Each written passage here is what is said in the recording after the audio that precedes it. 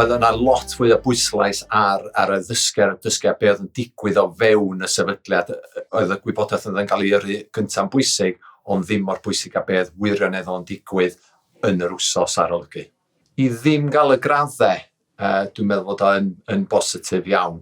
Mae o yn cymryd yr pwysau, yr high stakes yma i ffwr o ar olygu. Dwi'n teimlo bod yr adroddiad yn fwy gwir hefyd, a di'r geirfa o'r fewn yr adroddiad ddim yn adlewyrchu y gradd o da neu angen gwelliant neu rhagorol, a mae'r adroddiad gallu bod fwy gonest ar be di'r cryfderau a be di'r gwendidau.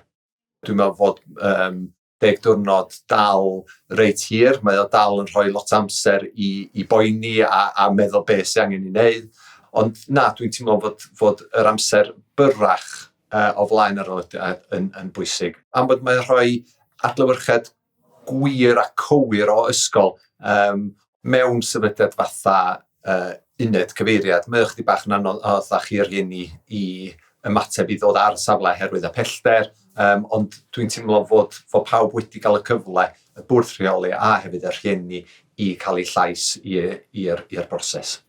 Wrth edrych yn ôl arno fo, mae o'n brofiad sydd dwi'n teimlo o help i symud y sefydliad ymlaen. Mae yna wybodaeth clir yn dod gynestyn ar sut be di'r cryfderau a be di'r gwendidau, ac sut symud ymlaen gwell lles y disgyblion.